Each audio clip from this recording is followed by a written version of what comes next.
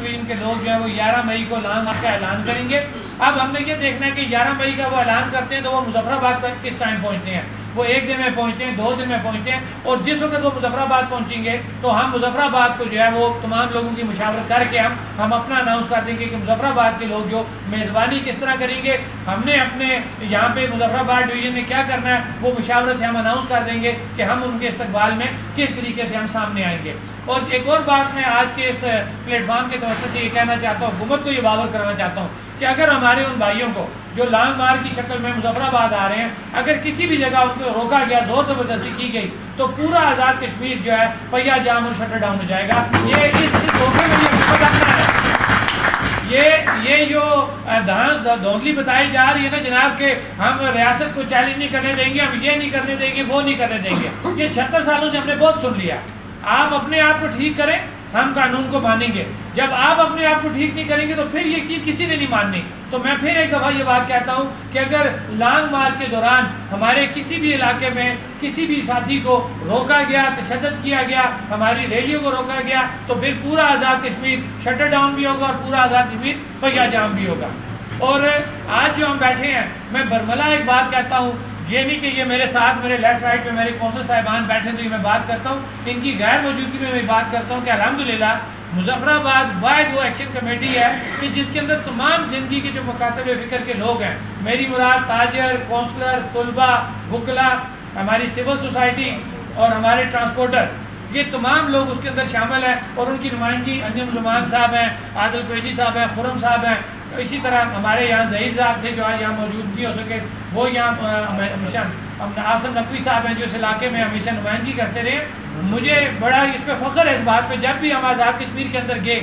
وہاں پہ position different ہے، لیکن مظفر آباد کی میں ہمیشہ وہاں پہ اکڑ کے بات کرتا ہوں کہ الحمدللہ ہمارے جتنے بھی کونسلر ہیں وہ اس ایکشن کمیٹی کا حصہ بھی ہیں اور اس ایکشن کمیٹی کے ساتھ کھڑے ہیں۔ اور ایک بات اور ذہن میں رکھیں کہ ہمارے 2 بڑے بڑے ایونٹ ہوئے ہیں، یہ کہا جاتا ہے جی تاجروں کی تحریک ہے، یہ صرف تاجروں کی تحریک نہیں ہے، یہ آپ لوگوں کی تحریک ہے۔ تو میں یہ بات بھی بالکل ہمیشہ یہ بات کہتا ہوں کہ یہ جو 2 اتنے بڑے اجتماع ہوئے تھے مظفر آباد کے اندر،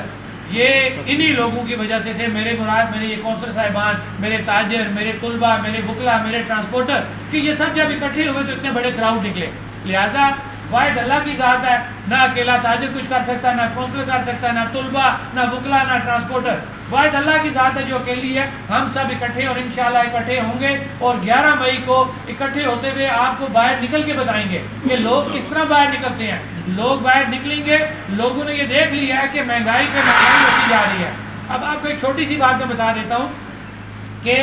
ہم نے جب سے تحریک سٹارٹ کی ہوئی ہے، میں کیونکہ تاجروں کی تو اکثریت ہے اور ڈومیسٹک اس کو بل کو بھی میں ڈسکس کروں گا کہ ہم نے جب سے یہ شور ڈالا تو حکومت مجبور ہوگی آپ کا جو ٹیرف ہے نا وہ فریز کرنے پہ۔ اس وقت جو کمرشل ٹیرف ہے وہ آپ کا میکسیمم 47 روپے یونٹ ہے جو آپ کا فریز ہوا ہے۔ پاکستان میں 72 روپے تھا، 5 روپے اور اضافہ ہو گیا، پاکستان میں ٹیرف 70 روپے چلا گیا۔ اس وقت 30 روپے پر یونٹ ہمارا اور پاکستان کے ٹیرف کے درمیان فرق آ گیا۔ اب دیکھیں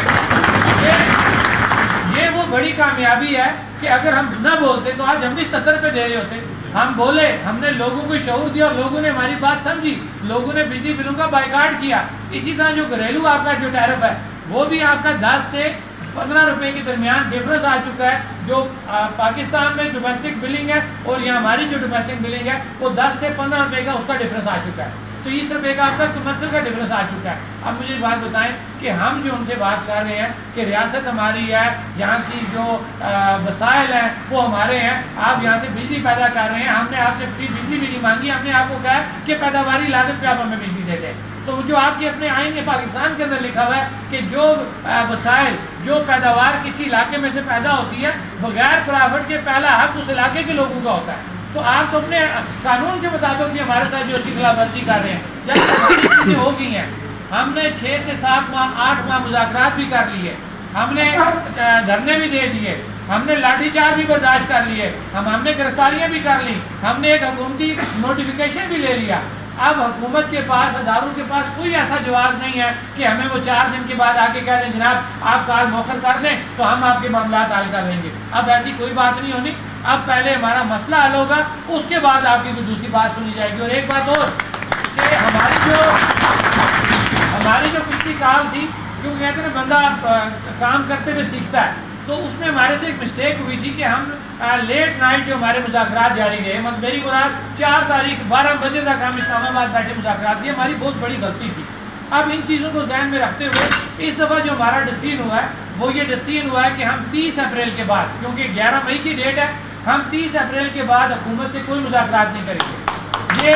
آج میڈیا کے توسط سے میں یہ حکومت کو بتانا چاہتا ہوں کہ ہم بالکل مذاکرات کریں گے، لیکن لاسٹ ڈیٹ ہماری طے ہو چکی ہے کہ 30 اپریل ہے، کہ آپ نے اگر یہ ہمارے معاملات سیٹل کرنے ہیں تو 30 اپریل سے پہلے آپ سیٹل کر سکتے ہیں۔ 30 اپریل کے بعد جموں کشمیر جوائنٹ عوامی ایکشن کمیٹی کوئی مذاکرات نہیں کرے گی، وہ مکمل جو اپنی 11 مئی کی اس کی کال ہوگی وہ اس پہ ورکنگ کرے گی۔ تو آج کی اس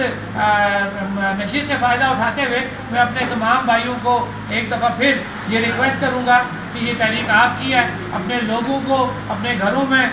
محلوں میں لوگوں کو یہ شعور دیں کہ 11 مئی کو ہم سب نے باہر نکلنا ہے، اپنے حقوق کے لیے نکلنا ہے۔ اگر ہم باہر نہیں نکلیں گے، جس طرح سے 76 سالوں سے ہمارا استحصال ہو رہا ہے، آگے بھی یہ استحصال ہوتا رہے گا، ہمیں کسی نے نہیں پوچھنا،